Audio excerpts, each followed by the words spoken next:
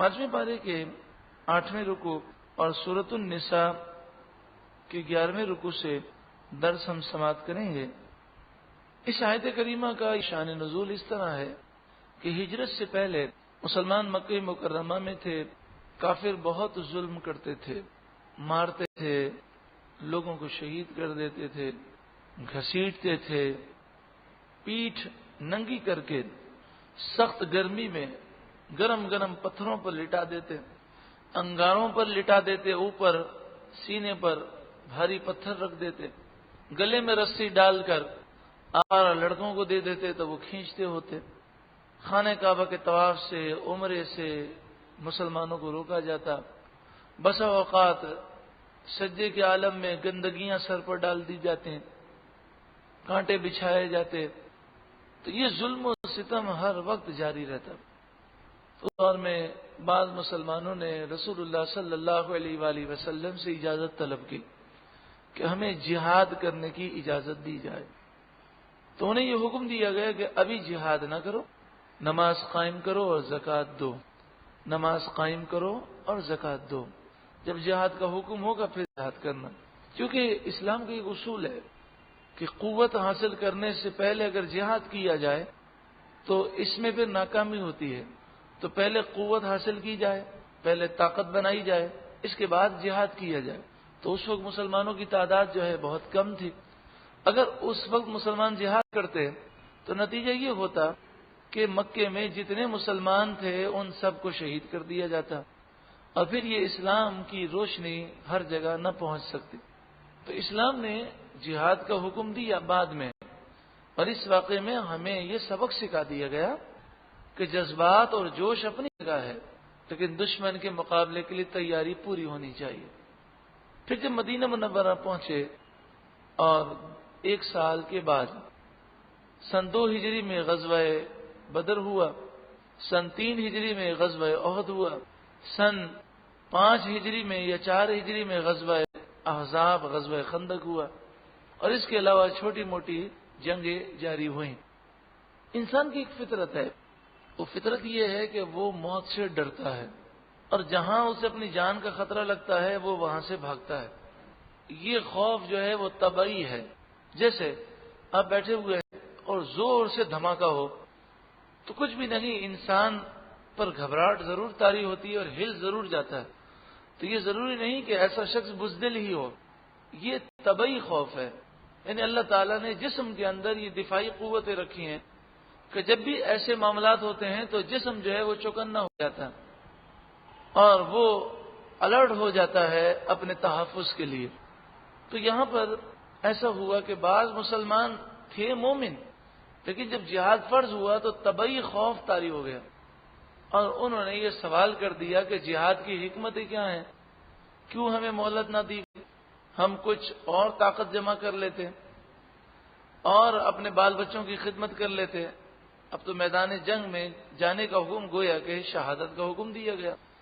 تو یہ نعوذ باللہ من ذالک ایسا نہیں تھا کہ جیسا بعض نادانوں نے سمجھا کہ یہ وہ لوگ تھے جو منافق تھے۔ نہیں، منافقوں نے یہ بات نہیں کہی، یہ مومنوں نے کہی ہے۔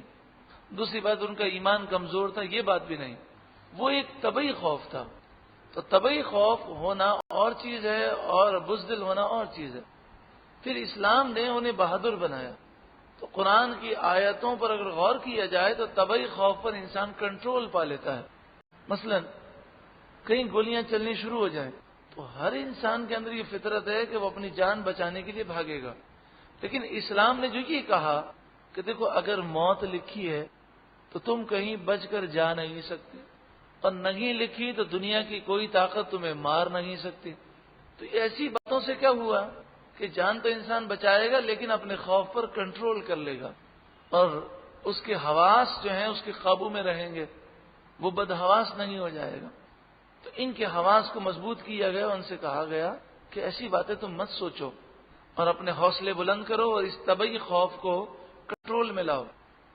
جیسے غصہ ایک طبعی چیز ہے، انسان کو غصہ آ جانا یہ بری نہیں ہے، غصہ کنٹرول میں نہ ہونا یہ برا ہے کہ انسان غصے میں آ کر وہ کام کر دے یا وہ بات کہہ دے کہ جو شریعت کے خلاف ہو یا خود اسے نقصان ہو جائے۔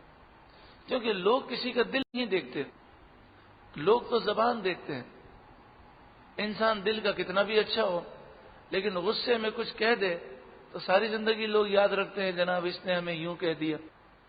بہت پرانے تعلقات انسان کے خراب ہو جاتے ہیں، یہاں تک کہ غصے میں آ کر لوگ 3 طلاقیں دے دیتے ہیں.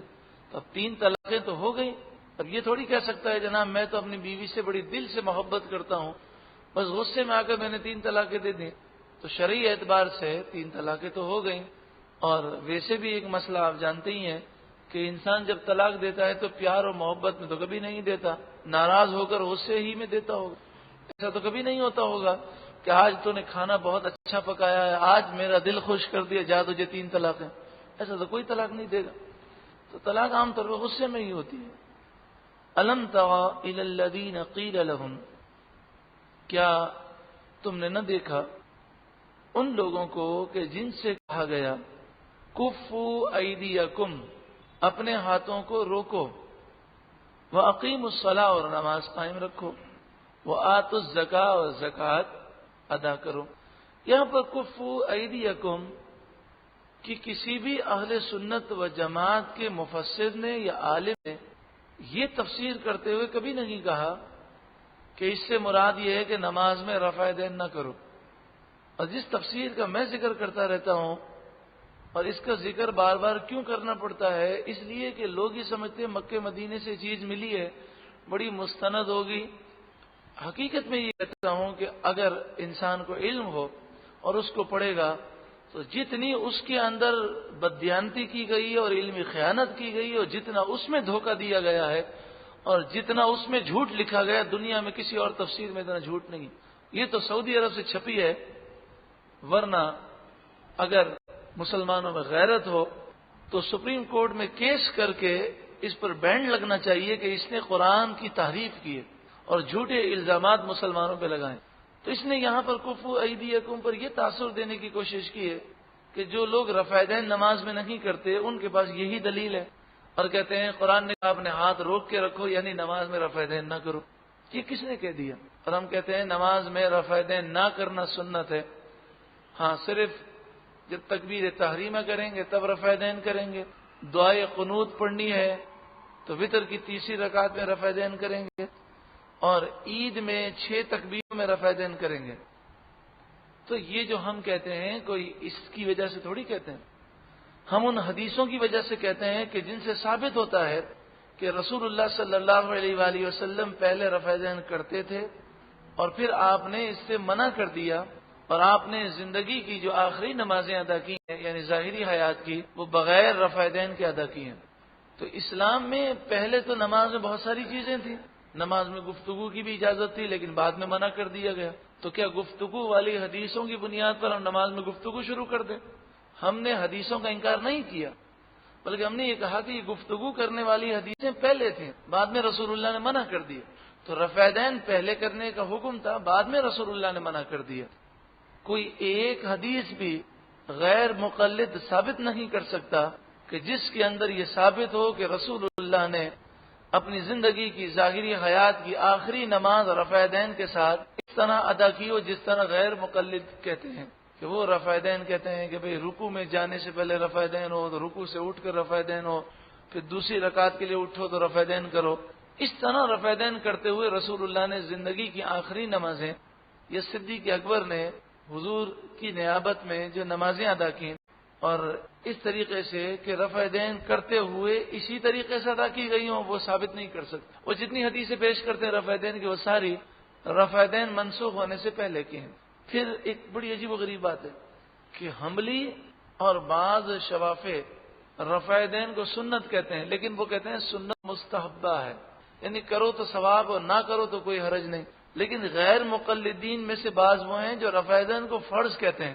کیا کہتے ہیں؟ فرض. اور فرض ضعیف حدیثوں سے یا خبر واحد سے ثابت نہیں ہوتا. فرض یا تو قرآن کی آیت سے ثابت ہوگا یا حدیث مشہورہ سے، حدیث متواترہ سے یا اجماع صحابہ سے، اجماع امت سے. ایسی کوئی دلیل ان کے پاس نہیں. تو یہ غیر مقلدین اسے فرض کہتے ہیں اور حنبلی اور شافعی جو حضرات ہیں وہ اسے مستحب مانتے ہیں، وہ اسے فرض نہیں مانتے. تو جو حنبلی ہو جو شافعی ہو وہ اگر رفع دین کرتا ہے تو کوئی حرج نہیں. کہ وہ اپنے امام کی تقلید میں کر رہا ہے، اور غیر مقلدین اگر رفع دین کرتا ہے تو اس کی دو غلطیاں ہیں۔ ایک تو یہ کہ وہ ڈاکٹر نہیں ہے لیکن ڈاکٹر بنا ہوا ہے۔ جو ڈاکٹر نہ ہو اور وہ ڈاکٹر بن کر علاج کرے تو چاہے صحیح علاج کرے پھر بھی وہ سزا کا مستحق ہے۔ تو یہ قرآن و حدیث کے ماہر نہیں ہیں، پھر بھی مجتہد بنے ہوئے ہیں۔ اور دوسری بات یہ کہ جو چیز مستحب ہے ساری امت نے، یعنی اس پر اجماع ہے کہ امت کا کوئی بھی مستند مفسر یا مجتہد رفع دین کو فرض نہیں کہتا، لیکن انہوں نے اپنی عقل سے ایک مستحب چیز کو فرض سمجھ لیا، اور یہ بدعت سیئہ ہے کہ مستحب کو فرض سمجھنا یہ دین میں غلو کرنا ہے، اور یہ حرام ہے اور یہ بدعت ہے۔ تو یہ اس چیز میں مبتلا ہے۔ الم تر الی الذین قیل لهم کفوا ایدیکم، کیا آپ نے نہ دیکھا ان لوگوں کو کہ جن سے کہا گیا کہ اپنے ہاتھ روکو، یعنی جہاد ابھی نہ کرو، واقیموا الصلاۃ اور نماز قائم رکھو، وآتوا الزکاۃ اور زکوٰۃ ادا کرو، فلما کتب علیہم القتال، پھر جب ان پر جہاد فرض کیا گیا، اذا فریق منہم، تو ان میں سے ایک گروہ ایسا ہے، یخشون الناس، وہ لوگوں سے ڈرتے ہیں، کہ خشیت اللہ، جیسے اللہ سے ڈرتے ہیں، جیسے اللہ کا خوف، او اشد خشیہ، بلکہ اللہ کے خوف سے زیادہ خوف، جس طرح اللہ سے ڈرنا چاہیے اس طرح بلکہ اس سے زیادہ وہ لوگوں سے ڈرتے ہیں، یعنی فطرتی خوف ان پر غالب آ چکا ہے۔ تو یہ بات اس لیے فرمائی گئی تاکہ یہ خوف ان کا دور ہو جائے۔ وقالوا، اور وہ بولے، ربنا، اے ہمارے رب، لما کتبت علینا القتال، ہم پر جہاد کیوں فرض کیا گیا؟ یہ اعتراض کے لیے نہیں بلکہ حکمت معلوم کرنے کے لیے۔ ایک شخص ہم سے یہ کہے زکوٰۃ ہم پر کیوں فرض کی گئی، اعتراض کرنا مقصد نہ ہو، وہ حکمت جاننا چاہے تو اس کے سوال میں کوئی حرج نہیں۔ لولا اخرتنا الی اجل قریب، کاش ہمیں مہلت دی جاتی، کیوں ہمیں تو نے تھوڑی مہلت نہ دی، تھوڑا بال بچوں کی خدمت، مال کی ترقی اور جہاد کی مزید تیاری کی مہلت دی جاتی۔ قل، آپ فرمائیے، متاع الدنیا قلیل، دنیا کا برتنا تھوڑا ہے، تو اگر جہاد میں نہیں جاؤ گے پھر بھی زندہ کب تک رہو گے؟ بستر کی موت سے بہتر شہادت کی موت ہے۔ موت تو وقت پر آئے گی لیکن اللہ کی راہ میں جان جائے گی تو بخشش ہو جائے گی۔ والآخرۃ خیر لمن اتقى، اور آخرت بہت بہتر ہے اس کے لیے جو متقی ہو۔ لمن اتقى، جو متقی و پرہیزگار ہو اسے آخرت میں جانے میں کیا خوف، وہاں اس کے لیے بڑا اچھا انتظام ہے اور اسے کوئی تکلیف وہاں نہیں ہوگی۔ ولا تظلمون فتیلا، اور تم پر دھاگے کے برابر بھی ظلم نہ کیا جائے گا، تمہارے اجر کم نہ کیے جائیں گے۔ تو جہاد میں جانے سے اندیشہ نہ کرو، تحمل نہ کرو۔ اور جہاں تک تعلق ہے تم پر جو طبعی خوف ہے موت کا، تو وہ ہم دور کر دیتے ہیں اس طرح، اینما تکونوا یدرککم الموت، تم جہاں کہیں بھی ہو موت تمہیں آ لے گی، ضرور آئے گی موت۔ ولو کنتم فی بروج مشیدہ، اگرچہ تم مضبوط قلعوں کے اندر ہو، مضبوط قلعوں کے اندر زیر زمین جا کر چھپ جاؤ، پھر بھی تمہیں وقت پر موت ضرور آئے گی، اس سے تم بچ نہیں سکو گے۔ حفاظت کرنا اور چیز ہے اور بزدل بننا اور چیز ہے، خوف کی وجہ سے نفسیاتی مریض بننا اور چیز ہے۔ آج جو کراچی کے حالات ہیں، ان حالات نے لوگوں کو، خاص طور پر عورتوں کو، بچوں کو نفسیاتی مریض بنا دیا۔ تو یہ آیتیں انسان کو حوصلہ دیتی ہیں، کیونکہ یہ تو ممکن ہی نہیں کہ ہم گھر کے اندر بیٹھ جائیں، کاروبار کے لیے، بہت سارے کام کے لیے آنا جانا ہوتا۔ اب جو بم دھماکہ کل ہوا تو کیا وہ جو وہاں سے گزرنے والے تھے وہ بھی اس کی لپیٹ میں آئے، وہاں رہنے والے بھی لپیٹ میں آئے، جو ان سے ملنے کے لیے گئے تھے وہ بھی لپیٹ میں آئے۔ اس طرح بازاروں میں بم دھماکے ہو جاتے ہیں، اسکول میں، کالج میں، مسجدوں میں، مزارات پر۔ کون سی ایسی جگہ ہے جو انہوں نے چھوڑی نہیں؟ ہاں، ان لوگوں نے اگر کوئی جگہ چھوڑی ہے تو شراب خانے کو چھوڑا ہوا ہے، ڈانس کلب کو چھوڑا ہوا ہے۔ جتنی بھی گندی جگہ ہیں وہاں پر یہ کام نہیں کرتے، یہ نام نہاد جہاد کے نام پر یہ صرف مسلمانوں کے خون کی ہولی کھیلتے ہیں۔ تو کیا کوئی یہ مسلمان واقعی ہو سکتے ہیں؟ کیا یہ جہاد واقعی جہاد کر رہے ہیں؟ کیا یہ اسلام کے خادم ہیں؟ یہ انڈیا کے، امریکہ کے، یہودیوں کے، اسرائیل کے ایجنٹ ہیں، ان سے ڈالر پاؤنڈ لیتے ہیں اور اس پر وہ کام کرتے ہیں۔ ہاں، یہ ممکن ضرور ہے کہ جن لوگوں کو وہ استعمال کر رہے ہیں انہوں نے جہاد کے نام پر بیوقوف بنایا ہو اور صحیح قرآن و حدیث کی تعلیمات سے انہیں دور کر دیا۔ تو اس لیے کہ ایسے حالات کے اندر انسان اپنی طبعی خوف کو دور کر دے اور اس آیت کریمہ کو بار بار پڑھے کہ جب قرآن کہتا ہے کہ تم مضبوط قلعوں میں جا کر چھپ جاؤ، پھر بھی موت تمہیں آئے گی اسی وقت پر اور تم موت سے نہیں بچ سکتے، تو ہم کاروبار کے لیے نکلیں، کہیں بھی نکلیں، ہمارے بچے جاتے ہیں تو نفسیاتی طور پہ اتنا پریشان ہو کر نفسیاتی مریض بننے کی ضرورت کیا ہے؟ وَمَن يَتَوَكَّلْ عَلَى اللَّهِ فَهُوَ حَسْبُهُ، جو اللہ پر بھروسہ کرتا ہے اللہ اس کے لیے کافی ہے۔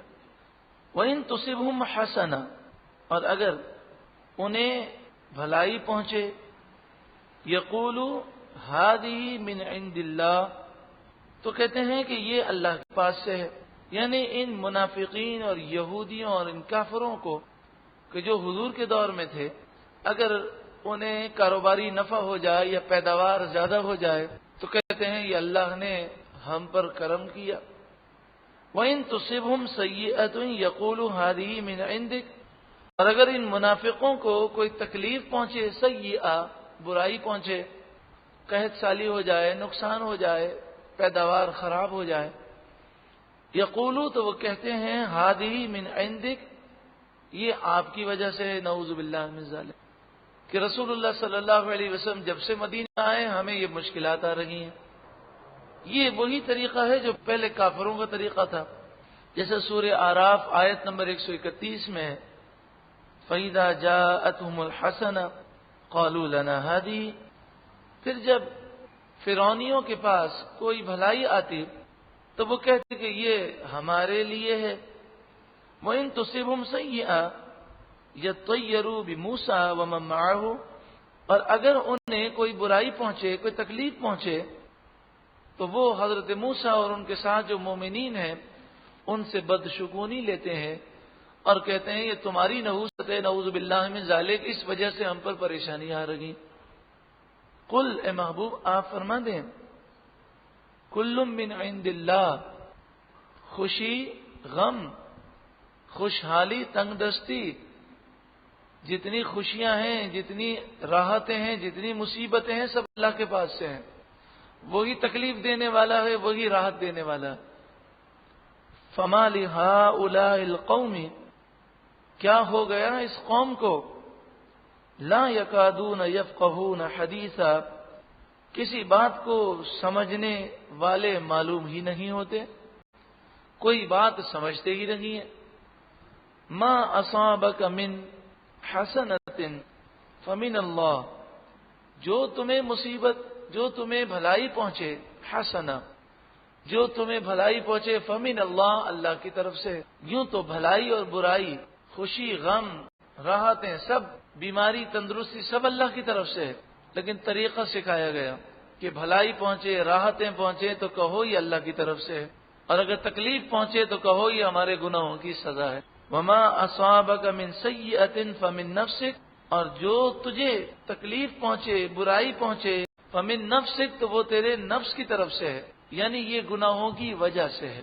اگر تم گناہ نہ کرتے تو یہ تکلیفیں نہ آتی۔ تو ان منافقوں کو جواب دیا گیا کہ یہ تکلیفیں تمہارے گناہوں کی وجہ سے ہیں، جیسا کہ سورہ شورى آیت نمبر 30 میں ارشاد ہے، وما اصابکم من مصیبۃ فبما کسبت ایدیکم ویعفو عن کثیر، تمہیں جو مصیبت پہنچتی ہے وہ تمہارے ہاتھوں کی کمائی ہے، تمہارے ہاتھوں کی کمائی کے سبب ہے، یعنی گناہوں کی وجہ سے ہے۔ ویعفو عن کثیر، اور بہت سا تو وہ معاف کر دیتا ہے۔ اگر ہر گناہ پر گرفت کی جائے تو تم چل بھی نہ سکو۔ بعض گناہوں کی بعض نفستیں صرف ظاہر کی جاتی ہیں تو تمہاری حالت خراب ہو جاتی ہے۔ تو جو ان پریشانیوں سے بچنا چاہتا ہے، سکون چاہتا ہے، اور گناہوں سے سچی پکی توبہ کر لے۔ ایسے کئی لوگ ہیں کہ انہوں نے آ کر فقیر کے سامنے اپنا مسئلہ عرض کیا، اور میرے پاس ایسی کئی مثالیں موجود ہیں، لیکن میں یہاں پر کوئی مثال بیان نہیں کرتا، کیونکہ جب مثال بیان کی جاتی ہے تو آدمی یہ سوچتا ہے کہ یہ بات صرف اسی کے لیے، ہم سب کے لیے، کیونکہ بزرگوں نے یہ لکھا، حضرت امام غزالی نے بھی لکھا کہ اگر کبھی بھی تمہیں پریشانی پہنچے، ٹینشن پہنچے، بے روزگاری ہو، تنگ دستی ہو، مالی پریشانیاں ہوں، بیماریاں ہوں، لڑائی جھگڑا ہو جائے تو آپ نے فرمایا غور کرو تو تمہیں اپنا کوئی نہ کوئی گناہ ضرور یاد آئے گا، اور پھر فرمایا گناہ ہو جائے اور توبہ نہ کی ہو تو تم انتظار کرو کسی نہ کسی پریشانی کی، کیونکہ آپ فرماتے ہیں جب قرآن نے کہہ دیا کہ پریشانی آتی ہے تمہارے گناہوں کی وجہ سے تو گناہ تو ہم سے ہو ہی جاتے ہیں، لہذا ہمیں چاہیے کہ بار بار فوراً توبہ کریں اور گناہوں سے بچنے کی کوشش بھی جاری رکھیں۔ وَأَرْسَلْنَاكَ لِلنَّاسِ رَسُولًا، اور ہم نے آپ کو لوگوں کے لیے رسول بنا کر بھیجا، للناس تمام لوگوں کے لیے، آپ انسانوں کے بھی رسول ہیں، ساری مخلوق کے رسول ہیں، قیامت تک آنے والے تمام لوگوں کے آپ رسول ہیں۔ وَكَفَى بِاللَّهِ شَهِيدًا، اور اللہ گواہی دینے کے لیے کافی ہے، وہ سب جانتا ہے۔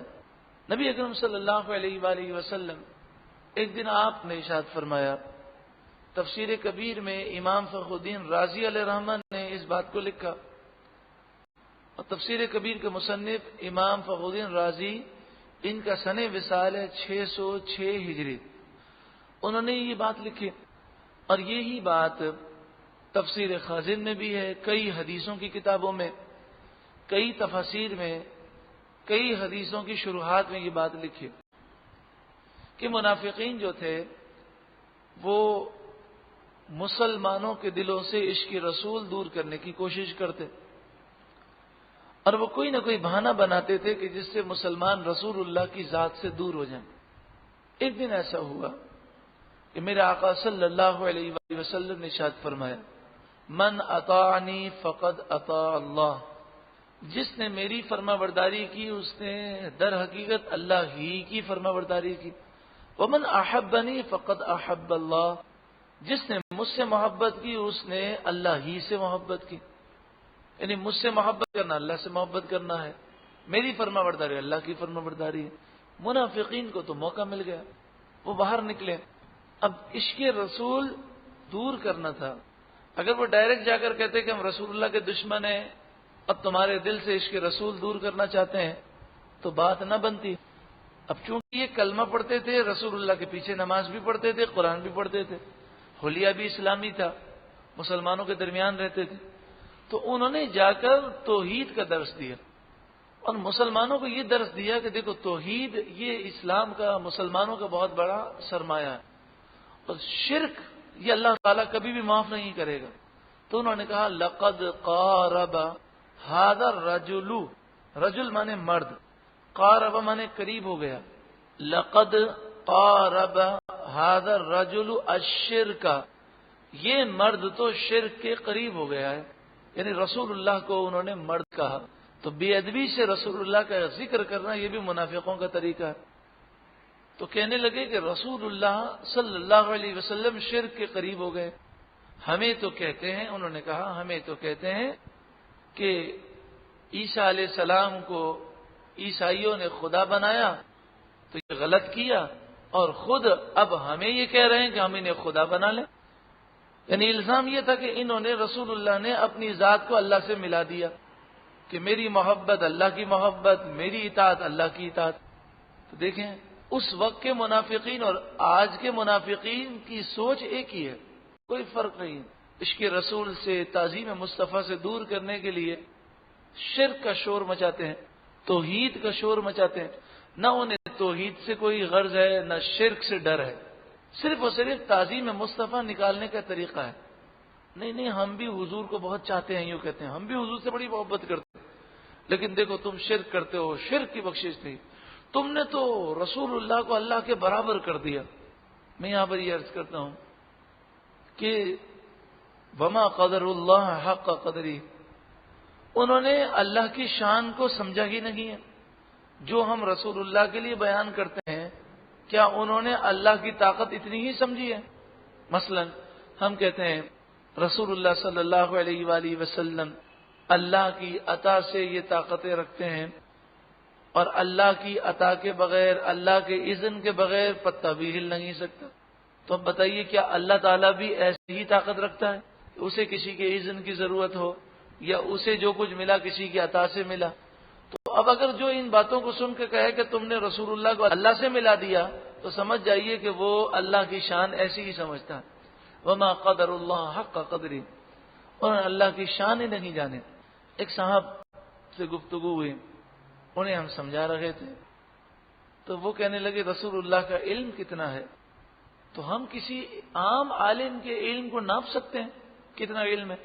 کیا پتہ وہ رات کو کتنا مطالعہ کرتا ہو؟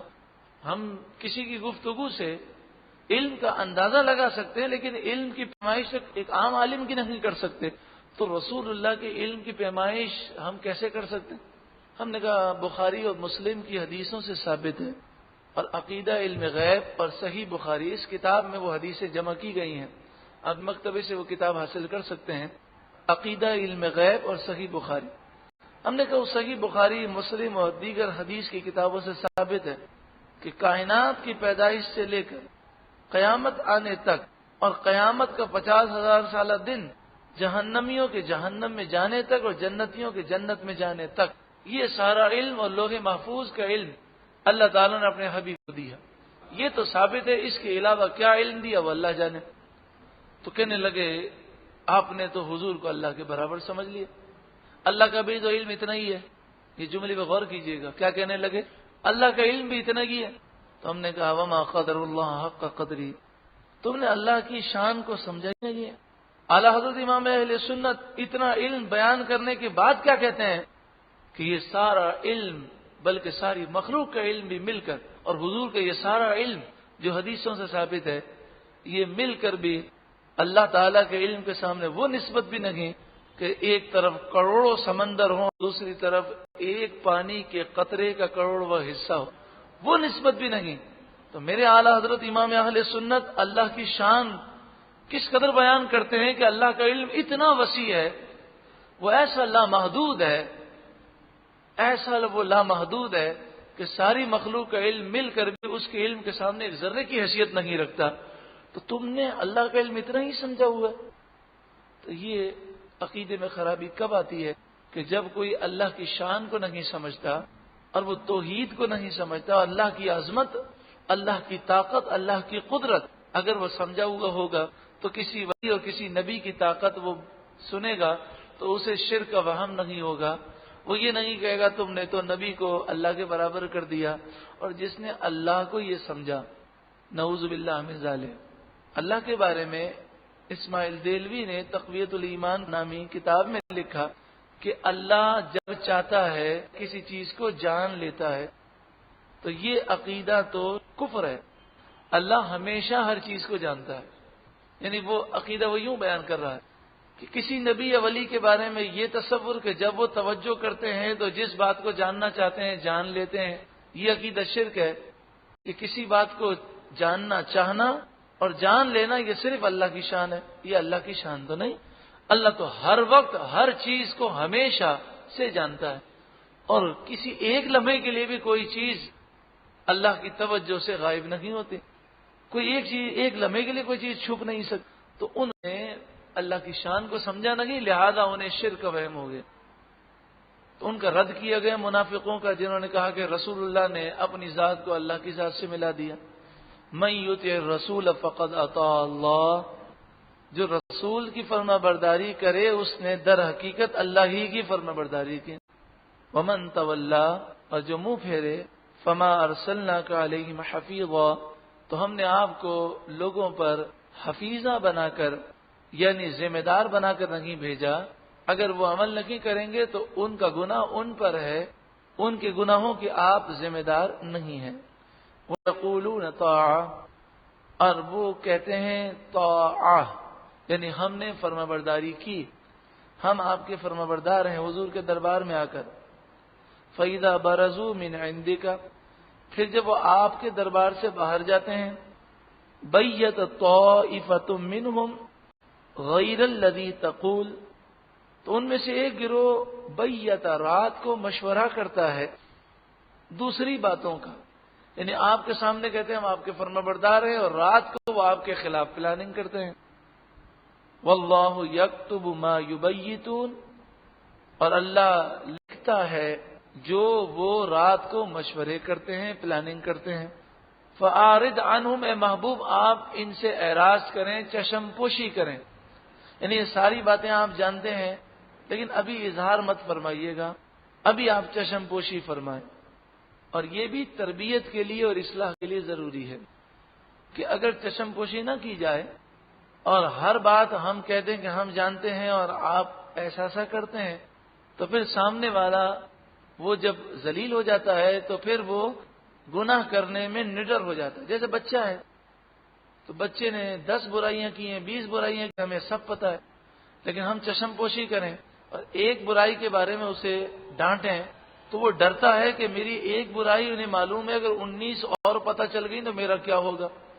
تو جب تک یہ ڈر باقی ہے وہ برائیوں سے توبہ کرتا ہے، اور یہ تربیت کا انداز یہی ہونا چاہیے۔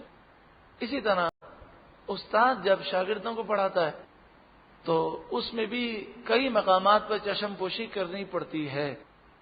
مثلا بچہ جو ہے کہتا ہے کہ میری طبیعت خراب تھی اس لیے میں اسکول نہیں آیا، مدرسے نہیں آیا، تو کبھی کبھی تو استاد کہتا ہے اچھا تمہاری طبیعت خراب تھی تو مجھے فلاں شادی میں تو تم نظر آئے تھے، کیسی تمہاری طبیعت خراب تھی، تو ذلیل ہو گیا وہ۔ لیکن ہر دفعہ وہ یہ نہیں کرے گا، کیونکہ ہر دفعہ کرے گا تو پھر وہ استاد کے سامنے بالکل نڈر ہو جائے گا، بے باک ہو جائے گا، اس کی شرم ختم ہو جائے گی۔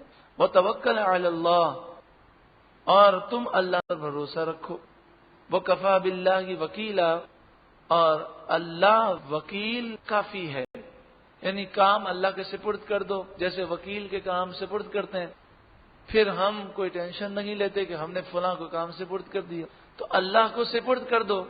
وَأُفَوِّضُ أَمْرِي إِلَى اللَّهِ، میں اپنے معاملات اللہ کے سپرد کرتا ہوں، پھر تم پریشان نہ ہو۔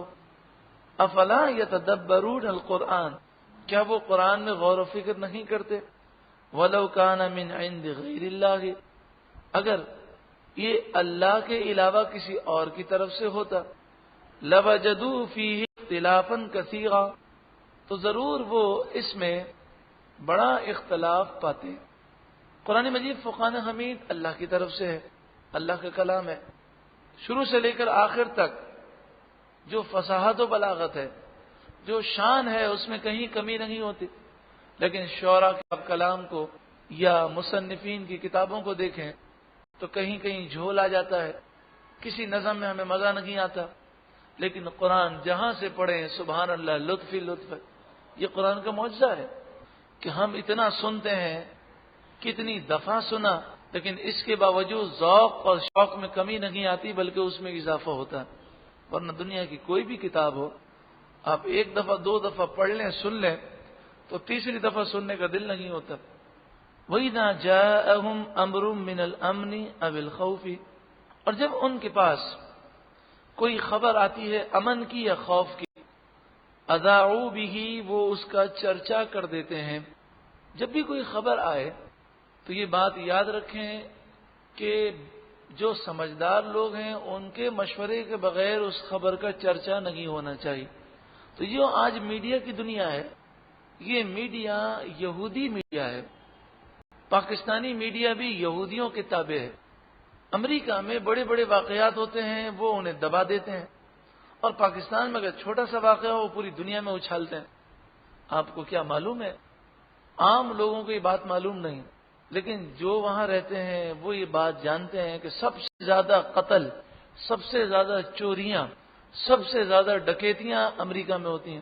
بعض امریکی ریاستوں میں یہ حال ہے کہ رات کو انسان $50 بھی لے کر چل نہیں سکتا، لیکن کبھی ہمارا میڈیا اس چیز کو ذکر نہیں کرتا۔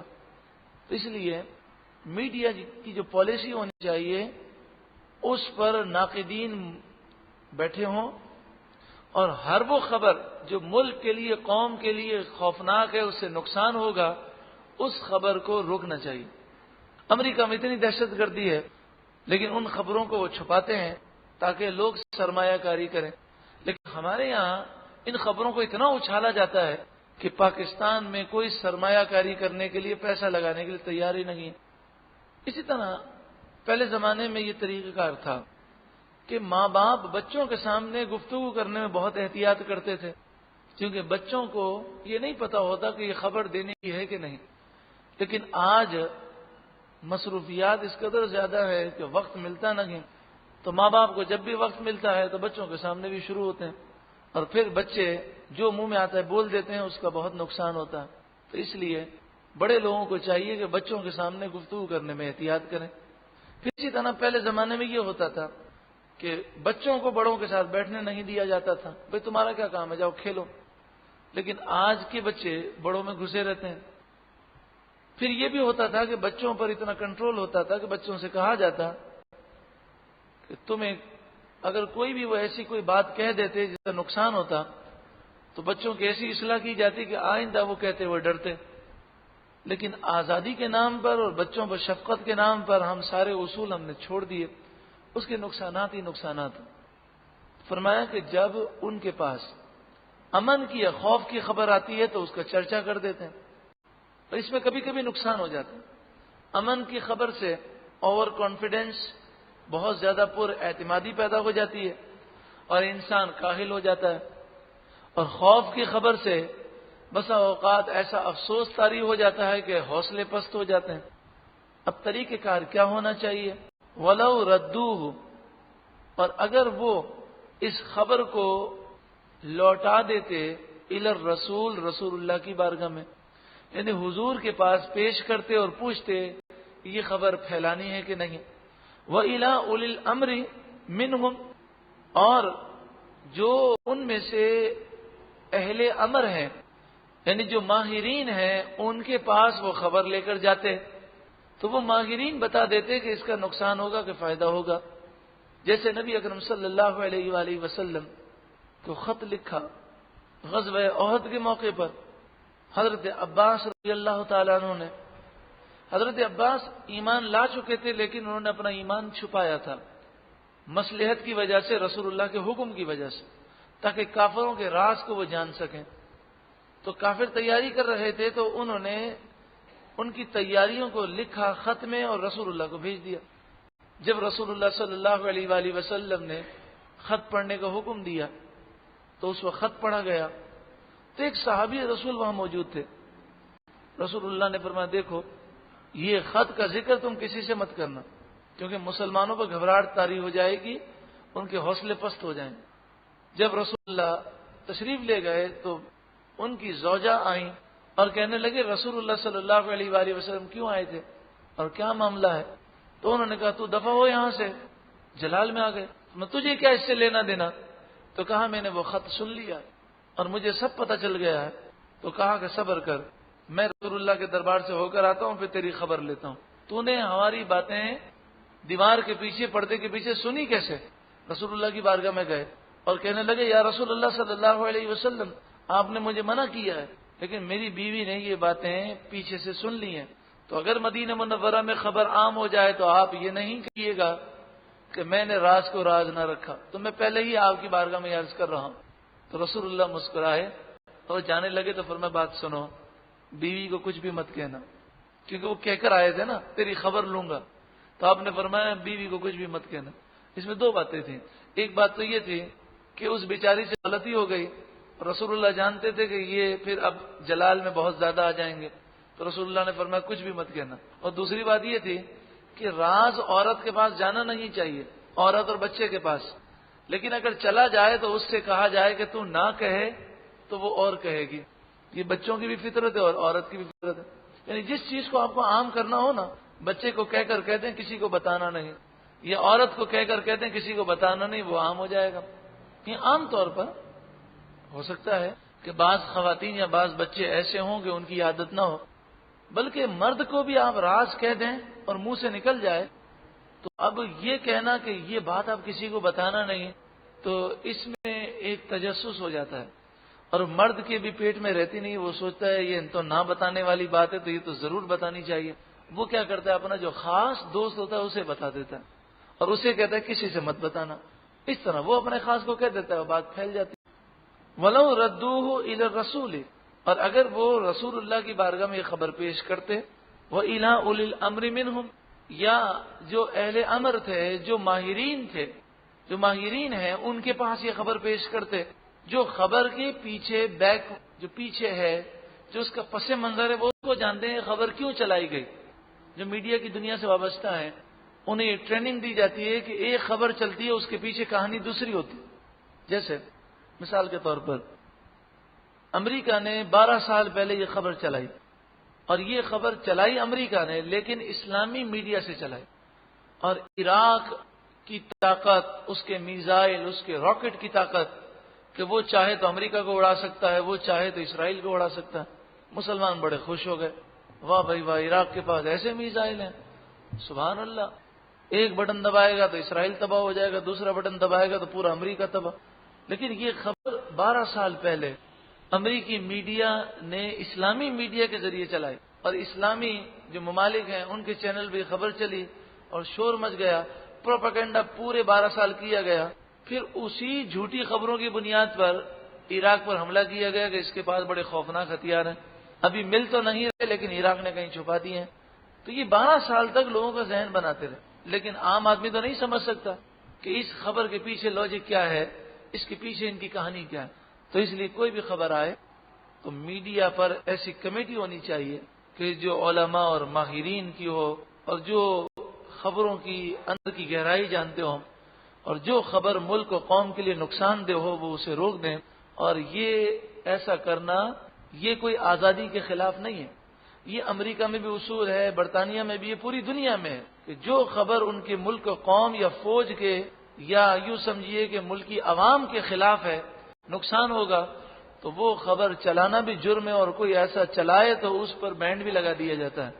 سینسر بورڈ انہیں بہت ساری تعلیمات دیتا ہے، ہمارے یہاں بھی ہے لیکن نام کا ہے، اس پر عمل نہیں ہوتا۔ خاص طور پر اگر کسی عالم کا مسئلہ ہو جائے یا کسی مسجد کا مسئلہ ہو جائے یا اس طرح کے کوئی مسائل ہو جائیں تو میڈیا اسے بہت اچھالتا ہے، کیونکہ یہودیوں کا مقصد ہے دین سے لوگوں کو دور کرنا۔ ٹھیک ہے، اگر کوئی نمازی شخص یہ ٹوپی والا یا داڑھی والا کوئی غلطی کرتا ہے تو وہ غلط ہے، لیکن اس خبر کو اس انداز میں اچھالنا کہ لوگوں کو ہر نمازی سے یا ہر ٹوپی والے سے یا ہر داڑھی والے سے نفرت ہو جائے، یہ یہودی سازش ہے۔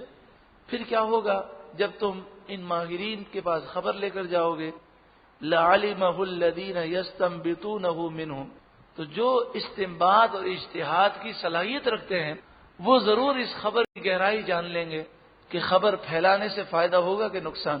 وَلَوْلَا فَضْلُ اللَّهِ عَلَيْكُمْ وَرَحْمَتُهُ، اور اگر اللہ کا فضل اور اس کی رحمت تم پر نہ ہوتی، لَاتَّبَعْتُمُ الشَّيْطَانَ إِلَّا قَلِيلًا، ضرور تم سب شیطان کی پیروی کرتے سوائے چند لوگوں کے۔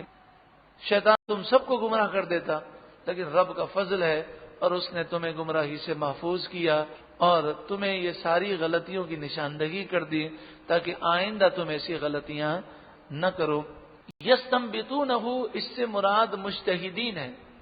اس سے معلوم یہ ہوا کہ قرآن و حدیث کی کوئی بات ہم پڑھیں تو اس میں بھی ہمیں ماہرین سے رجوع کرنا چاہیے۔ عام طور پر غیر مقلدین یہ تاثر دینے کی کوشش کرتے ہیں کہ جو مقلدین ہیں، جو حنفی، شافعی، مالکی، حنبلی ہیں، یہ حدیث کو ٹھکرا دیتے ہیں اور کہتے ہیں امام کے قول کو ہم لیں گے۔ ایسی بات نہیں ہے۔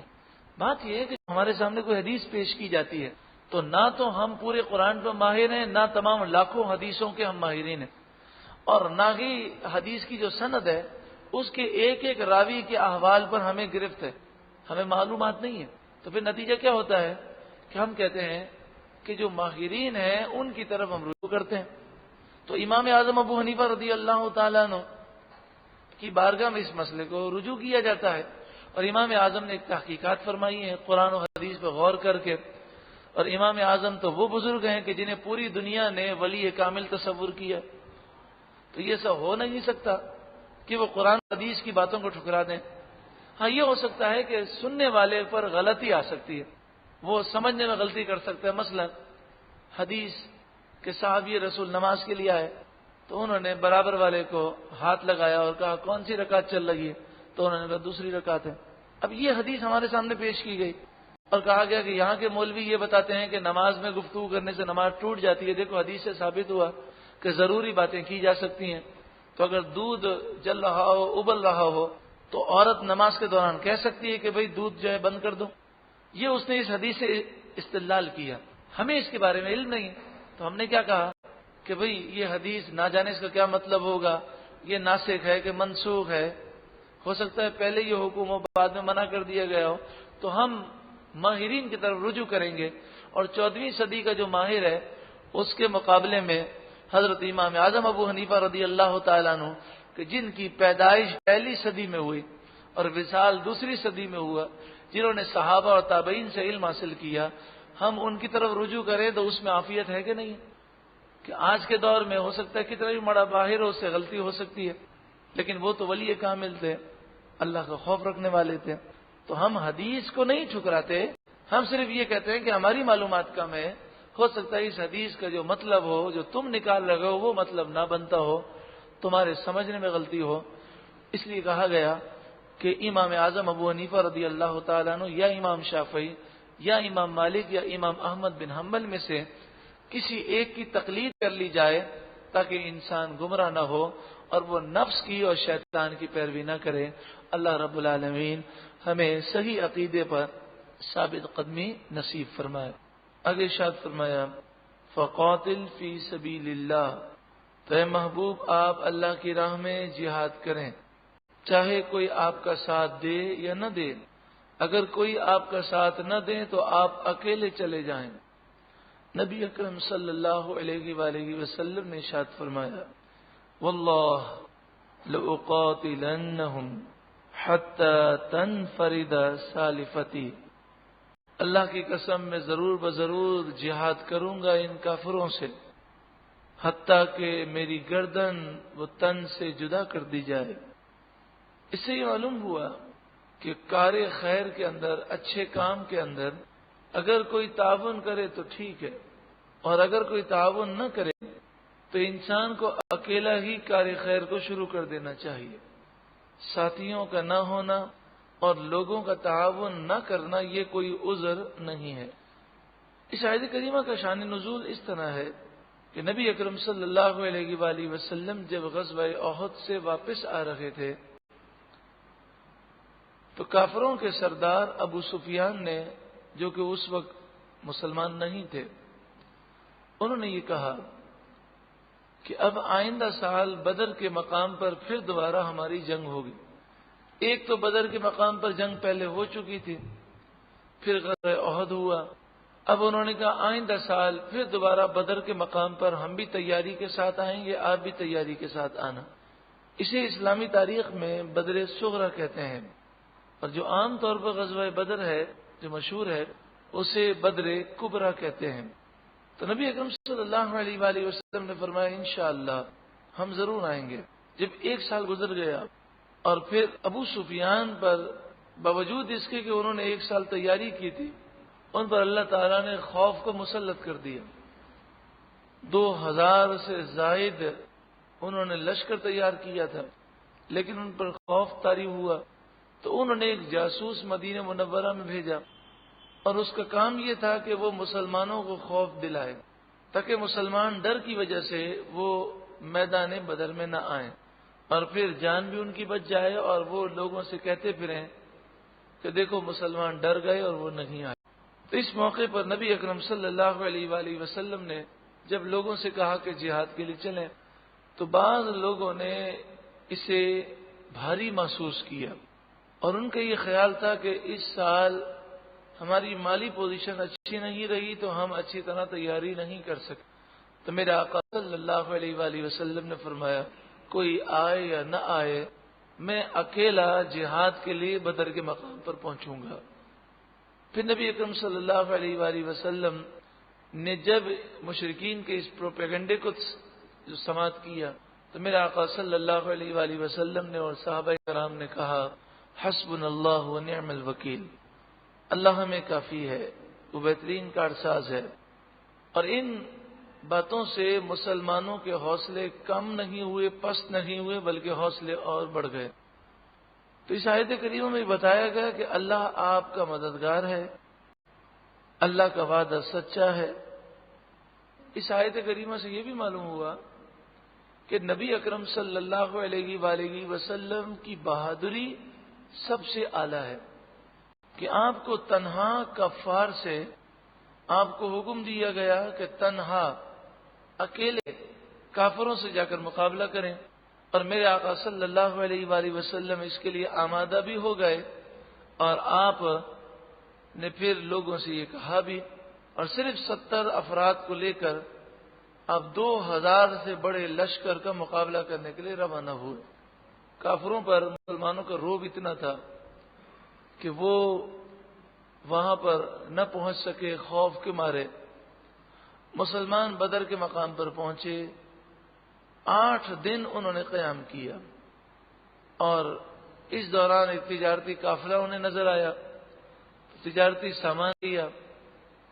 پھر ایک اور انہیں تجارتی قافلہ ملا جس نے ان سے یہ سامان خرید لیا، اور بہت بڑا نفع بھی حاصل ہوا، اور مسلمانوں کا رعب و دبدبہ بھی طاری ہوا، اور بغیر کسی نقصان کے مسلمان واپس آ گئے۔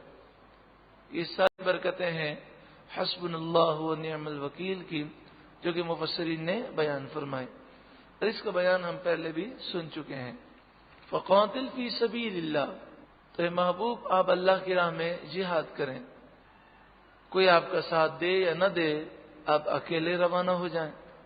لا تکلف الا نفسک، صرف آپ کی جان ہی مکلف بنائی جاتی ہے، یعنی آپ خود اکیلے تشریف لے جائیں، کوئی آئے یا نہ آئے اس کے آپ ذمہ دار نہیں ہیں۔ وحرد المؤمنین، اور مومنوں کو جہاد کی ترغیب دلائیے۔ حرد، ترغیب دلائیے، یعنی صرف جہاد کی ترغیب دلا دیں اور بس وہ نہیں آتے تو وہ اپنا نقصان کریں گے۔ ذرا سوچیں، میرے آقا صلی اللہ علیہ وآلہ وسلم سے بڑھ کر مخلوق میں کوئی بھی نہیں، لیکن آپ کو بھی حکم دیا گیا کہ آپ پیغام دے دیں، ترغیب دلا دیں، وہ آئیں نہ آئیں وہ ان کا فائدہ یا نقصان ہے، آپ کو جو حکم دیا جاتا ہے آپ اس پر عمل کریں۔ کتنا واضح پیغام ہے کہ ہم لوگوں کو دین کا پیغام تو پہنچا دیں، باقی وہ عمل نہ کریں تو یہ نہ ہو کہ ہم اس پریشانی میں خود عمل چھوڑ دیں۔ ہم تو عمل کرتے رہیں، کوئی عمل کرے یا نہ کرے۔ عسى اللہ ان یکف، قریب ہے کہ اللہ تعالی روک دے بأس الذین کفروا، کافروں کی سختی کو، یعنی وہ مسلمانوں کو نقصان نہ پہنچا سکیں گے، اور ایسا ہی ہوا، کافر مسلمانوں کو نقصان نہ پہنچا سکے۔ واللہ اشد بأسا، اور اللہ کی جنگی طاقت سب سے سخت تر ہے۔ واشد تنکیلا، اور اللہ کا عذاب سب سے زبردست ہے۔ من یشفع شفاعتا حسنتا، اور جو کوئی اچھی سفارش کرے، شفاعتا سفارش، یکن لہ نصیب منہا، تو اسے اس کا اجر ملے گا، اس کے لیے اس میں سے حصہ ہے، نصیب حصہ، یعنی اس کے لیے اس میں سے اجر اور جزا ہے۔ ومن یشفع شفاعتا سیئتا، اور جو کوئی بری سفارش کرے، سیئہ بری، یکن لہ کفل منہا، تو ایسی بری سفارش کرنے والے کے لیے اس میں سے حصہ ہے، یعنی عذاب ہے اور سزا ہے۔ وکان اللہ علی کل شیء مقیتا، اور اللہ ہر چیز پر قادر ہے، ہر چاہت پر قادر ہے۔ شفاعتا حسنہ، اچھی سفارش، شفاعتا سیئتا، بری سفارش۔ اچھی سفارش سے مراد یہ ہے کسی سے کسی کی اس طرح سفارش کرے کہ جس سے دوسرے کو نفع پہنچائے، یا کوئی مصیبت اور بلا میں ہو تو سفارش کر کے اسے اس بلا سے نجات دے، اور یہ سفارش شریعت کے مطابق ہو، اور یہ سفارش کرنے سے کسی کو نقصان نہ ہو، کسی کا حق مارا نہ جائے۔ مثلا ایک شخص غریب آدمی ہے، وہ زکوٰۃ کا مستحق ہے، ہم جانتے ہیں کہ فلاں شخص جو ہے اس کے پاس زکوٰۃ ہے اور وہ زکوٰۃ کے مستحق لوگوں کو ڈھونڈ رہا ہے، تو ہم نے چپکے سے اس کی سفارش کی اور کہا کہ تمہیں اگر زکوٰۃ کا مستحق ڈھونڈنا ہے تو یہ مستحق ہے اور میں اسے اچھی طرح جانتا ہوں. اب اس نے اسے زکوٰۃ دی، اسے تو ثواب ملے گا، لیکن چونکہ ہم نے اچھی ترغیب دلائی تو ہم بھی اس ثواب میں شریک ہوں گے. دوسری مثال، ایک شخص بے روزگار ہے، اس میں صلاحیتیں بھی ہیں، لیکن جہاں بھی جاتا ہے جان پہچان نہ ہونے کی وجہ سے کوئی اس پر اعتماد نہیں کرتا. پتہ نہیں کیسا بندہ ہو، لیکن ہم اسے جانتے ہیں، ہمارا اعتماد ہے. تو ہم نے کسی سے کہا کہ یہ بندہ جو ہے وہ بھروسے کے لائق ہے، اس میں یہ صلاحیتیں ہیں، آپ دیکھ لیں. تو یہ بھی ایک اچھی سفارش ہے، کیونکہ وہ نوکری کا مستحق تھا. ہم نے کسی نااہل کو نوکری پہ نہیں لگایا، بلکہ جو اس کام کا مستحق تھا اس کے بارے میں ہم نے سفارش کی. اس طرح کی اچھی تمام سفارشیں وہ جائز ہیں. بری سفارش، جو شخص کسی عہدے کا اہل نہیں تو سفارش کے ذریعے کسی کا حق مارنا اور اسے آگے کر دینا یہ گناہ ہے. حضرت امام راغب اصفہانی علیہ رحمہ شفاعتن کے یہاں دوسرے معنی کرتے ہیں. آپ فرماتے ہیں کہ شفاعتن کے معنی ہے اپنا تن من دھن سب کچھ اس پر لگا دینا. اب دیکھیں، پہلے ذکر تھا کہ اے محبوب آپ اللہ کی راہ میں جہاد کریں، جو آپ کے ساتھ دے ٹھیک ہے، اور جو ساتھ نہ دے تو آپ اس کی پرواہ نہ کریں، آپ جہاد کے لیے روانہ ہو جائیں. تو اب اس آیت کریمہ میں نیکی میں تعاون کرنے والوں کی شان بیان کی گئی کہ جو اپنا تن من دھن سب کچھ اس پر لگا دے اور نیکی میں تعاون کرے تو اسے اس کا ثواب ملے گا، اور جو ساری صلاحیتیں لگا کر کسی کی برائی میں تعاون کرے تو وہ برائی میں شریک ہوگا. ارشاد فرمایا وَإِذَا حُيِّيتُمْ بِتَحِيَّةٍ. اچھی سفارش انسان کب کرتا ہے؟ اچھی سفارش اس وقت کرتا ہے کہ جب کسی کی ہمدردی اس کے دل میں ہو. تو جب تک ہمارے دل میں مسلمانوں سے محبت پیدا نہیں ہوگی اور ہم وہی پسند کریں جو اپنے لیے پسند کرتے ہیں اور وہ ناپسند کریں جو اپنے لیے ناپسند کرتے ہیں، جب تک ہمارے دلوں میں مسلمانوں کا درد نہیں آئے گا، یہ بات یاد رکھیں، ولایت نہیں مل سکتی. ولایت حاصل کرنے کے لیے جو ذرائع بیان کیے گئے، اصل تو ولایت اللہ کا فضل ہے، لیکن جو ذریعہ ہے اور جو وسیلہ ہے اس کا یہ ہے کہ اللہ اسے اپنا ولی بناتا ہے کہ جس کے دل میں مخلوق کا درد بہت زیادہ ہو. کسی کو بیمار دیکھ کر، کسی کو پریشان دیکھ کر وہ اس کے دکھ اور درد کو محسوس کرے. حضرت علامہ ارشد القادری رحمت اللہ تعالی علیہ انڈیا کے بہت بڑے عالم ہیں. ان کی کتاب زلزلہ، یہ ایسی کتاب ہے کہ اس نے باطل ایوانوں میں زلزلہ برپا کر دیا. کمال کتاب لکھی ہے حضرت نے.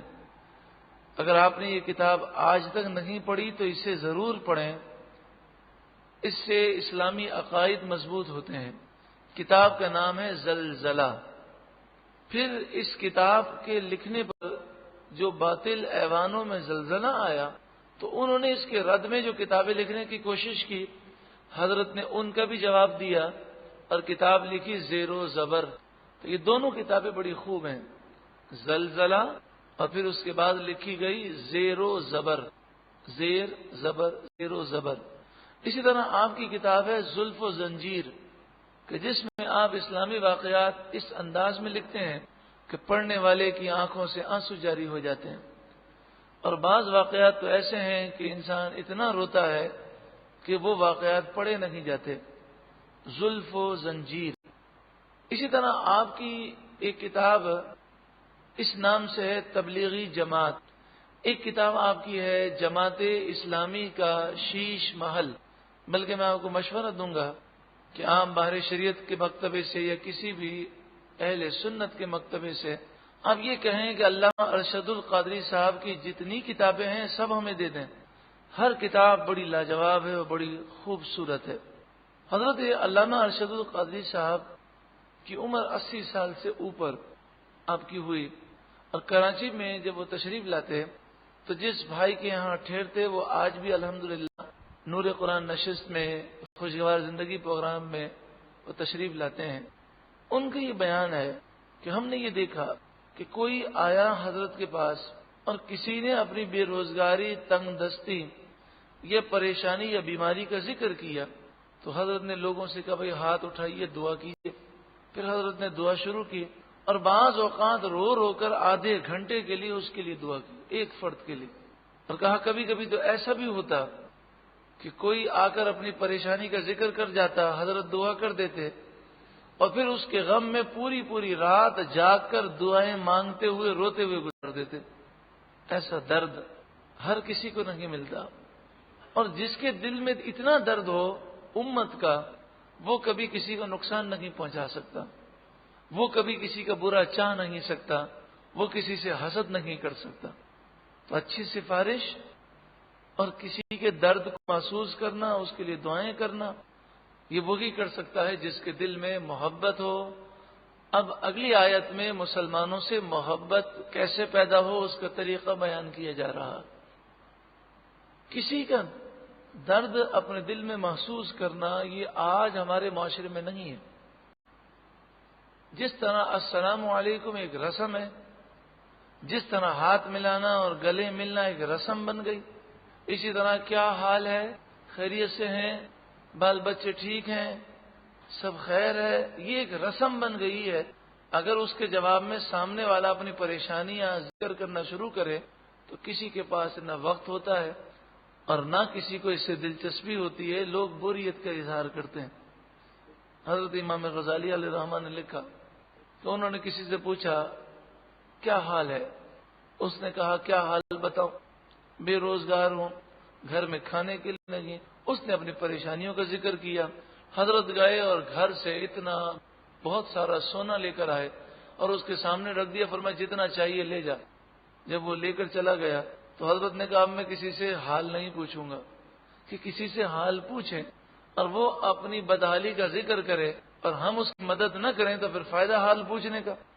فی زمانہ یہ تو آپ اس بات کا اندازہ رکھتے ہوں گے کہ انسان کو چاہیے کہ انسان اپنی فریاد صرف اللہ سے کرے اور اپنے حال کا ذکر وہ صرف اللہ سے کرے، ورنہ عام لوگوں کے سامنے اگر حال کا ذکر کیا جائے تو بجائے اس کے کہ وہ ہمدردی کریں، وہ حالات سن کر اور دور بھاگتے ہیں کہ کہیں اچھا روزگار چھوٹ گیا تو کہیں پیسے نہ مانگ لے، قرضہ نہ مانگ لے، تو اس سے ملاقات بھی لوگ چھوڑ دیتے ہیں۔ اللہ تعالی ہمیں مسلمانوں کی ہمدردی عطا فرمائے۔ اگر کچھ ہم نہیں دے سکتے تو کم از کم پیار سے اس کی گفتگو سن تو سکتے ہیں، اس کے لیے دعا تو کر سکتے ہیں۔ آج یہ بھی ایک بڑا مرض ہے، کسی سے کہیں حضرت دعا کیجیے گا، ارے ہم تو گناہ گار ہیں آپ دعا کریں، جان فوراً چھوڑا لی جاتی ہے۔ تو گناہ گار تو ہیں، اس میں تو کوئی شک نہیں، لیکن یہ زبان نے گناہ کیے ہیں اپنے لیے، دوسروں کے لیے تو گناہ نہیں کی۔ حضرت موسیٰ علیہ الصلوۃ والسلام کو اللہ تعالیٰ نے فرمایا لوگوں سے کہو کہ وہ اس زبان سے دعا کریں کہ جس زبان نے گناہ نہ کی ہو۔ عرض کی مالک و مولا ایسی زبان کہاں؟ تو فرمایا جس نے بھی گناہ کیا ہے وہ اپنے لیے کیا ہے، اس زبان نے دوسرے کے لیے گناہ تو نہیں کیا۔ دوسرے کے لیے دعا کریں گے تو قبول ہوگی۔ تو بندہ یہ سوچتا ہے کہ بس میں اپنے لیے دعا کروں، دوسرے کا کام ہو جائے گا تو میرا کیا ہوگا؟ دوسرے کے لیے کوئی تڑپ کے دعا کرتا نہیں ہے۔ حالانکہ حدیث پاک میں ہے کہ جب کوئی کسی مسلمان کے لیے دعا کرتا ہے تو فرشتہ ندا دیتا ہے رب کی طرف سے اور کہتا ہے کہ اللہ تعالیٰ فرماتا ہے اے دعا مانگنے والے پہلے میں تجھے عطا کروں گا، تو دوسرے کے لیے دعا مانگ رہا ہے تو پہلے تیری مشکل حل کروں گا۔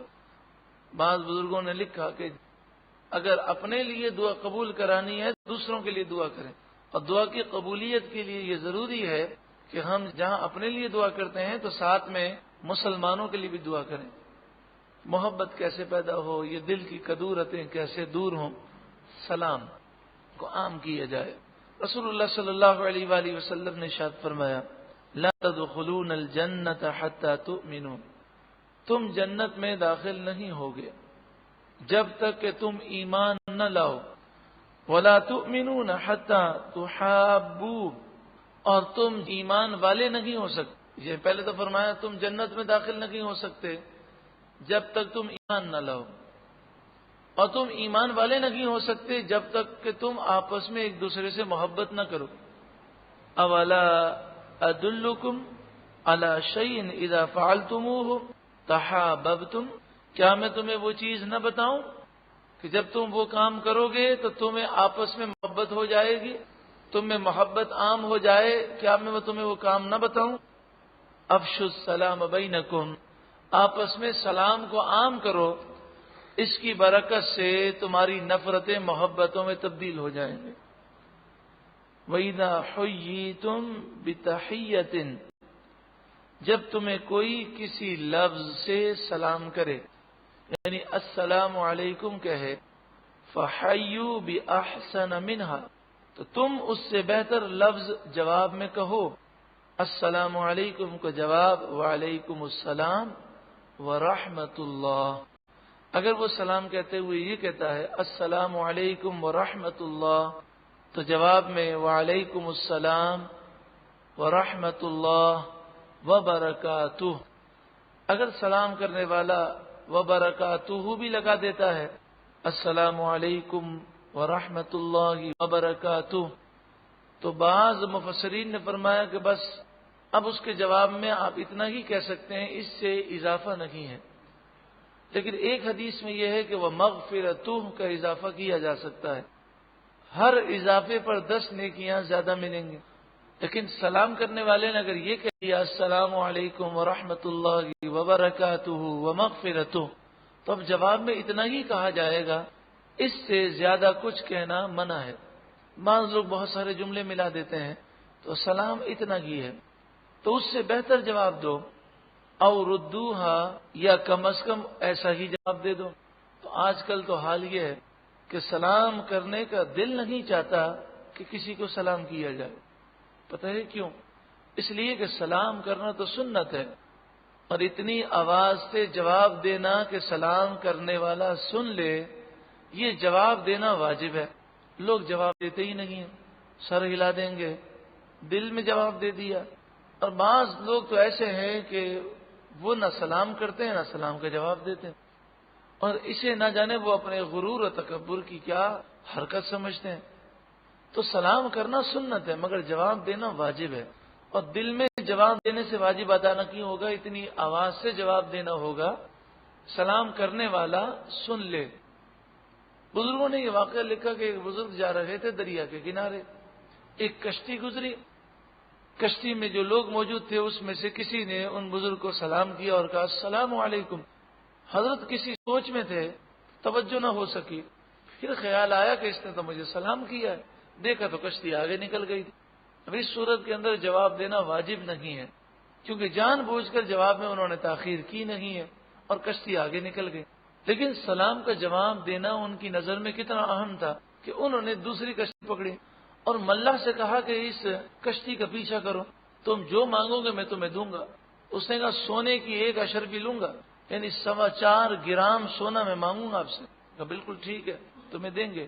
حالانکہ کشتی میں بیٹھ کر جانے میں اتنے پیسے لگتے نہیں تھے، تو اس نے 10-20 گنا زیادہ قیمت کا مطالبہ کیا۔ حضرت نے بحث نہ کی، اس میں بیٹھ گئے۔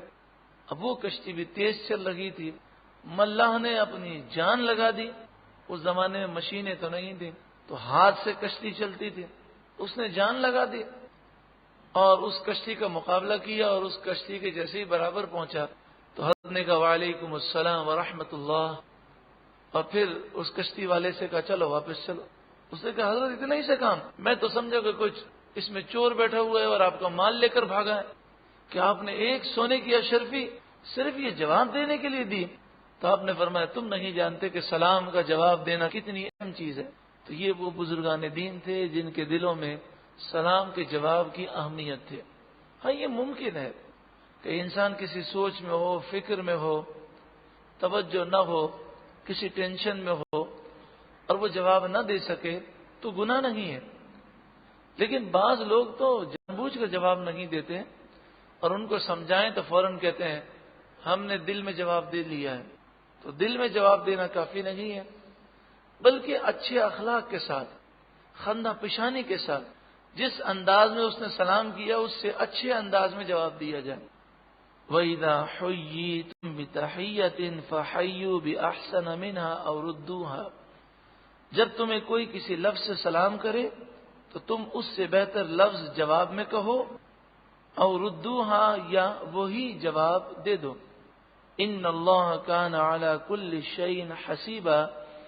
بے شک اللہ تعالی ہر چیز کا حساب لینے والا ہے. رسول اللہ صلی اللہ علیہ وآلہ وسلم جلوہ افروز ہیں. کسی نے آ کر سلام کیا، السلام علیکم، تو آپ نے جواب دیا، فرمایا 10 نیکیاں لکھی گئی. دوسرے صحابی حاضر ہوئے، انہوں نے عرض کیا السلام علیکم ورحمۃ اللہ، تو آپ نے فرمایا 20 نیکیاں لکھی گئی. جواب آپ نے دیا. تیسرے نے آ کر سلام کیا، انہوں نے سلام پیش کیا، السلام علیکم ورحمۃ اللہ وبرکاتہ، تو آپ نے فرمایا 30 نیکیاں لکھی گئیں. اور پھر چوتھے آئے، انہوں نے سلام کیا، السلام علیکم ورحمۃ اللہ وبرکاتہ ومغفرتہ، تو آپ نے فرمایا 40 نیکیاں لکھی گئیں. لیکن یہ بات یاد رکھے کہ مسلمانوں کے علاوہ جو بھی ہیں، کافر، یہودی، عیسائی، ہندو، مشرک، اسی طرح بد عقیدہ، بد مذہب، انہیں سلام نہ کیا جائے. اور اگر وہ سلام کریں تو جواب میں صرف وعلیکم کہا جائے، وعلیکم السلام نہ کہا جائے. وعلیکم اور تم پر.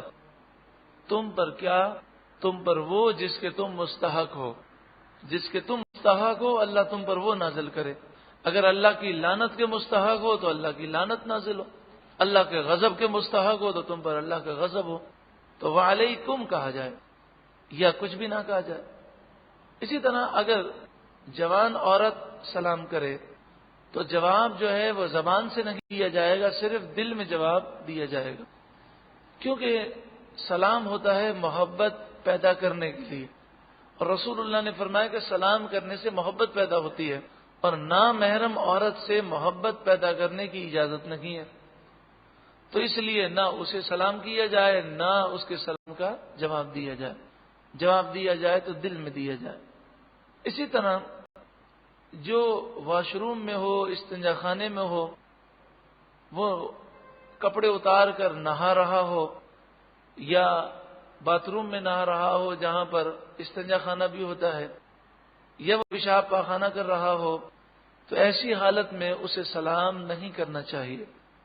اور اگر کوئی سلام کر دے تو اسے چاہیے کہ وہ جواب نہ دے. اسی طرح کوئی شخص خطبہ سن رہا ہو، تلاوت قرآن کر رہا ہو، حدیث پڑھ رہا ہو، سن رہا ہو، علم کی محفل میں ہو، اذان ہو رہی ہو، تکبیر ہو رہی ہو، تو ایسے موقع پر سلام نہ کیا جائے. اور اگر کوئی سلام کرے تو اسے جواب نہ دیا جائے، کیونکہ جواب دینا اس صورت میں واجب نہیں ہے.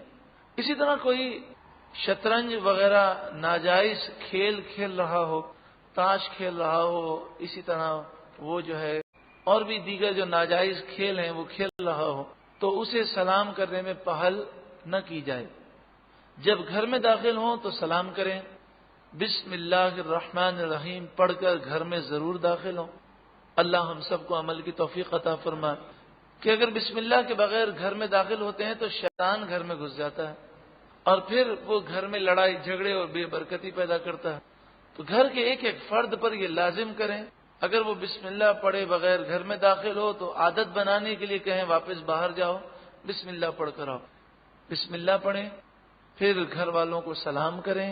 اگر گھر میں کوئی نہ ہو تو رسول اللہ کی بارگاہ میں سلام پیش کریں کہ محققین نے، مستند علماء نے کی بات لکھی کہ ہر گھر میں رسول اللہ کی روح مبارک موجود ہوتی ہے. پھر 3 مرتبہ سورہ اخلاص پڑھے. ایک صحابی رسول نے عرض کی، یا رسول اللہ صلی اللہ علیہ وسلم بڑی غربت ہے، بڑی تنگ دستی ہے. تو آپ نے فرمایا کہ تم جب گھر میں داخل ہو تو بسم اللہ پڑھ کے داخل ہو اور تم گھر والوں کو سلام کرو، اور اگر کوئی نہ ہو تو مجھے سلام پیش کرو. السلام علیکہ ایھا النبی ورحمۃ اللہ وبرکاتہ. اے نبی آپ پر سلام ہو، اللہ کی رحمتیں ہوں، اللہ کی برکتیں ہوں. اور پھر 3 مرتبہ سورہ اخلاص پڑھو، اللہ تمہاری تنگ دستی کو دور کر دے گا. وہ صحابی بیان کرتے ہیں کہ میں نے یہ عمل کیا، اللہ تعالیٰ نے انہیں اتنا مال عطا فرمایا کہ وہ پورے محلے میں مال کو تقسیم کیا کرتے تھے۔ پاک و ہند کے اندر بر صغیر میں یہ ایک بری رسم ہے کہ بیوی جو ہے وہ شوہر کو سلام نہیں کرتی اور شوہر بیوی کو سلام نہیں کرتا۔ اسی طرح دوستوں کے اندر بھی جن کی بہت زیادہ انڈرسٹینڈنگ ہو اور بار بار ملنا جلنا ہو تو لوگ سلام نہیں کرتے، بلکہ بعض تو شوہر بیوی کو سلام کرنا بڑا معیوب سمجھتے ہیں۔ بڑی بوڑھیاں کہتی ہیں کہ یہ تو زن مرید ہو گیا، بیوی کا مرید بن گیا ہے کہ بیوی کو سلام کرتا ہے، حالانکہ رسول اللہ صلی اللہ علیہ وآلہ وسلم کی عادت کریمہ اب بچوں کو بھی سلام کرتے اور ازواج مطہرات کو بھی سلام کرتے۔ رسول اللہ ہمیشہ سلام میں پہل فرماتے۔ تو اگر ہم بڑے ہیں تو صحیح طریقہ تو یہ ہے کہ بچہ ہمیں سلام کرے، لیکن سلام میں پہل کرنا یہ بھی سنت ہے۔ بہتر سواری والا کمتر سواری والے کو سلام پہلے کرے، یہ سنت ہے۔ بہتر سواری والا کمتر سواری والے کو سلام کرے پہلے، اور کمتر سواری والا پیدل کو سلام کرے، پیدل چلنے والا بیٹھنے والوں کو سلام کرے، چھوٹا جو ہے وہ بڑے کو سلام کرے، اور تھوڑے لوگ زیادہ لوگوں کو سلام پیش کریں۔ یہ چند سلام کے ضروری مسائل تھے۔ پھر یہ بات بھی یاد رکھیں کہ پورے دن میں ایک سلام کافی نہیں ہے، بلکہ جب جب ملاقات ہو تو گفتگو سے پہلے سلام کرنا سنت ہے۔ السلام قبل الکلام، سلام کلام سے پہلے ہے۔ تو جب کسی سے ملاقات کر کے گفتگو کرنی ہے تو سنت یہ ہے کہ پہلے سلام کریں، چاہے دن میں ہماری یہ 5ویں ملاقات ہو یا 10ویں ملاقات ہو۔ صحابہ کرام علیہم رضوان سلام کو اتنا عام فرماتے کہ اگر 2 صحابی جا رہے ہوں اور بیچ میں درخت آ جائے یا کوئی اس طرح کی چیز آ جائے اور یہ دونوں الگ ہو جائیں، پھر جب دوبارہ دونوں ملیں تو وہ ایک دوسرے کو سلام کریں۔ سلام کے معنی کیا ہے؟ السلام علیکم، تم پر سلامتی ہو۔ کتنی پیاری دعا ہے۔ جب ہم سلامتی کی دعا کریں گے تو ہر وقت انشاءاللہ تعالی کرم ہی کرم ہوگا۔ حضرت علامہ شاہ احمد نورانی علیہ رحمہ ایک دن فرمانے لگے کہ وہ کسی ملک میں تبلیغ دین کے لیے تشریف لے گئے تو ایک کافر آپ سے کہنے لگا کہ آپ کے مذہب اسلام نے ہر وقت السلام علیکم کے علاوہ آپ کو کچھ سکھایا ہی نہیں۔ دیکھیں ہمارا نظام کتنا اچھا ہے، صبح ہو تو کہیں گڈ مارننگ، شام ہو تو کہیں گڈ ایوننگ، رات ہو تو کہیں گڈ نائٹ۔ کتنا پیارا ہمارا انداز ہے۔ آپ نے فرمایا گڈ مارننگ کے معنی کیا ہے؟ صبح اچھی ہے، اچھی صبح۔ باپ کی لاش گھر میں پڑی ہو تو صبح اچھی کہاں سے ہوگی؟ جس کے کاروبار میں اتنا بڑا نقصان ہو گیا ہے اس کے لیے صبح اچھی کہاں سے ہوئی؟ تم تو الفاظ بدلتے رہو، جو بھی لفظ لے آؤ، السلام علیکم کا بدل نہیں ہو سکتا۔ اگر انسان خوشیوں میں ہے اور اسے کہا السلام علیکم تو اس کے معنی یہ ہے کہ اللہ تعالیٰ مزید خوشیاں عطا فرمائے، اور اگر غم میں ہے، پریشانی میں، بے روزگاری میں ہے اور کہا السلام علیکم کو تو اس کے معنی یہ ہے کہ اللہ تمہارے غم کو دور کرے، تمہیں سلامتی عطا فرمائے۔ تو اس لیے ہر موقع کے لیے ایک ہی سلام السلام علیکم، اور اس کا کوئی بدل نہیں ہے، اس جیسا کوئی لفظ نہیں ہے، کیونکہ یہ لفظ ہمیں اللہ اور اس کے رسول نے سکھایا۔ آگے ارشاد فرمایا اللہ لا الہ الا ہو، اللہ کے سوا کوئی معبود نہیں، الہ نہیں۔ الہ کے معنی معبود، خدا۔ لَيَجْمَعَنَّكُمْ إِلَى يَوْمِ الْقِيَامَةِ، ضرور بضرور وہ اللہ تمہیں جمع کرے گا قیامت کے دن۔ لا ریب فیہ، جس قیامت کے دن میں کوئی شک نہیں۔ اچھی سفارش کا ذکر، اس سے پہلے جہاد کا ذکر، اور پھر آخر میں سلام کا ذکر، اور اس کے بعد قیامت کا ذکر۔ کتنی پیاری ترتیب ہے کہ جسے قیامت کی فکر ہوتی ہے اور قیامت میں اللہ کے دربار میں حاضر ہونے کی سوچ ہوتی ہے تو وہ ان تمام باتوں کو سمجھتا ہے، عمل کی کوشش کرتا ہے اور زندگی پاکیزہ گزارتا ہے۔ وَمَنْ أَصْدَقُ مِنَ اللَّهِ حَدِيثًا، اور اللہ سے زیادہ کس کی بات سچی؟ قیامت ضرور آئے گی۔ سب سے زیادہ سچا اللہ ہے۔ اللہ تبارک و تعالی جھوٹ نہیں بول سکتا، یہ جملہ ہے نا، جھوٹ نہیں بول سکتا، اس کو شرعی اصطلاح میں کہتے ہیں کذب محال ہے۔ کذب مانے جھوٹ اور محال مانے ناممکن۔ اللہ کے لیے کذب محال ہے، ناممکن ہے، لیکن علماء دیوبند یہ کہتے ہیں کہ اللہ کے لیے کذب ممکن ہے، محال نہیں ہے، جس کے آسان ترجمہ یہ ہوتا ہے کہ اللہ جھوٹ بول سکتا ہے۔ اعلیٰ حضرت امام اہل سنت نے اسی مسئلے پر ان پر کفر کا حکم لگایا، اور پھر علماء حرمین شریفین نے بھی کفر کا حکم دیا، اور انہوں نے کہا کہ جو یہ کہے کہ کذب اللہ کے لیے ممکن ہے تو وہ کافر ہے، کیونکہ اللہ جھوٹ بول ہی نہیں سکتا، کیونکہ کذب عیب ہے، اور ہر عیب اللہ پر محال یعنی ناممکن ہے، وہ تمام عیوب سے پاک ہے۔ تو علماء دیوبند اس کے جواب میں یہ کہتے ہیں ان اللہ علی کل شیء قدیر، بے شک اللہ ہر چاہت پر قادر ہے۔ تو وہ چاہت کا ترجمہ چیز کرتے ہیں اور کہتے ہیں اللہ ہر چیز پر قادر ہے۔ تو کہتے ہیں اگر بندہ جھوٹ بول سکتا ہو اور اللہ نہ بول سکے تو بندے کی قدرت زیادہ ہو گئی۔ تو اعلیٰ حضرت امام اہل سنت نے اس پر یہ اعتراض کیا کہ بندہ تو زنا بھی کر سکتا ہے، شراب بھی پی سکتا ہے، بندہ تو اور بہت سارے گناہ کر سکتا ہے، ظلم بھی کر سکتا ہے، تو کیا اللہ کے بارے میں یہ ساری باتیں کہی جائیں کہ جو بندہ کر سکتا ہے وہ اللہ بھی کر سکتا ہے؟ ان اللہ علی کل شیء قدیر کا یہ مطلب نہیں ہے، اس کے معنی ہے بے شک اللہ ہر چاہت پر قادر ہے، جو وہ چاہتا ہے اس پر قادر ہے، اور اللہ کبھی جھوٹ کو نہیں چاہتا، وہ گناہ کو نہیں چاہتا، عیب کو نہیں چاہتا۔ تو لہذا یہ کہنا کہ کذب باری ممکن ہے، یہ جملہ ذرا سمجھ لیں مشکل لفظ ہے، کذب باری محال نہیں، یہ کہنا کفر ہے۔ کذب مانے جھوٹ، باری مانے اللہ تعالی، محال نہیں یعنی ممکن ہے۔ تو جو یہ کہے کہ اللہ کے لیے جھوٹ بولنا ممکن ہے، اللہ جھوٹ بول سکتا ہے، وہ کافر ہے، اور وہ اللہ تعالیٰ کی توہین و بے ادبی کرتا ہے۔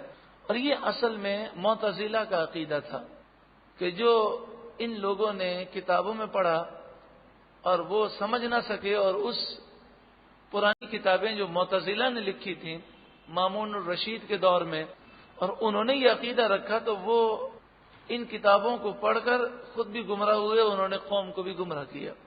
اس کے بارے میں اگر آپ تفصیل جاننا چاہیں تو اعلیٰ حضرت امام اہل سنت کی دو کتابیں ہیں، ایک حسام الحرمین، حسام الحرمین وہ آپ پڑھیں، اور دوسری کتاب کا نام ہے تمہید ایمان، اسے آپ پڑھیں۔